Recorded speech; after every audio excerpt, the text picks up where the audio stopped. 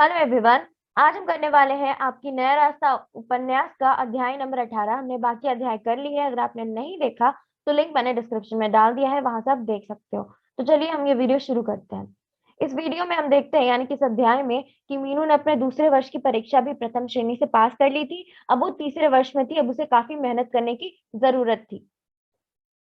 उन दिनों उसके कॉलेज में खेलकूद प्रतियोगिताएं चल रही थी और उसने किसी भी प्रतियोगिता में पार्ट नहीं लिया, तो उसने सोचा कि क्यों ना नीलिमा के घर हो आए। तो वो नीलिमा के घर चली जाती है, क्योंकि आखिर वो पढ़ते पढ़ते भी बोर हो चुकी थी। जब उसके घर जाती है तो वो देखती है कि नीलिमा बुखार से उसका शरीर तप रहा है, उसके पति भी घर पे नहीं है, उसके लिए दवाई लेने गए हैं और उसका बेटा रो रहा है, नन्हा अनूप रो रहा है। तो नीलिमा उसे कहती है कि मीनू जरा अनूप को मेरे पास तो लेटा देना, क्योंकि वो बहुत देर से रो रहा है।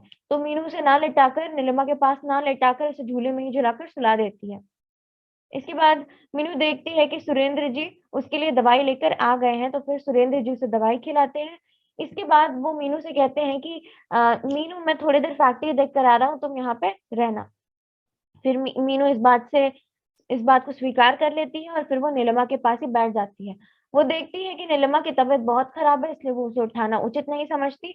वो पास रखी पत्रिका उठाकर पढ़ने लगती है। फिर जब नीलिमा की आंखें खुलती है तो वो मीनू को देखती है और वो कहती है कि मीनू मेरी तो नींद ही लग गई थी, तू अकेले बैठे बैठे बोर हो गई होगी। तो मीनू कहती है नहीं, मैं तो आराम से पत्रिका पढ़ रही थी।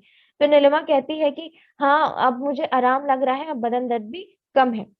इसके बाद फिर वो उससे पूछती है कि तुम्हारी पढ़ाई कैसी चल रही है? आजकल तो तुम बहुत व्यस्त होगी, क्योंकि तुम्हारा अंतिम वर्ष है। इसके बाद मीनू कहती है हाँ नीलिमा, अभी तक तो दोनों वर्ष काफी अच्छे से पास हो गए, अब ये वर्ष भी अच्छे से हो जाए। तो फिर नीलिमा कहती है क्यों नहीं होगा, इतना मेहनत करते हो तुम, इतनी ज्यादा मेहनत करती हो तो क्यों नहीं होगा। जो इंसान मेहनत करता है उस इंसान को अच्छा फल ही मिलता है।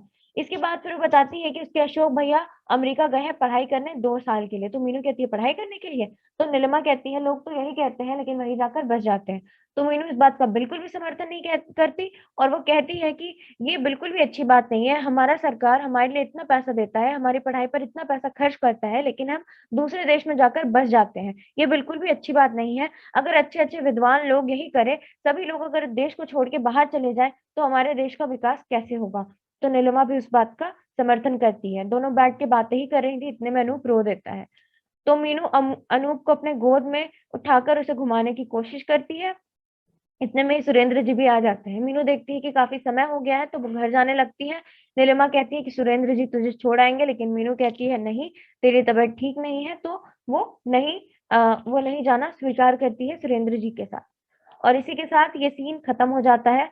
आई होप आपको ये सीन, ये अध्याय अच्छे से समझ में आया होगा। हम मिलेंगे अगले वीडियो में। टिल देन पढ़ते रहो, प्रैक्टिस करते रहो। Thank you so much.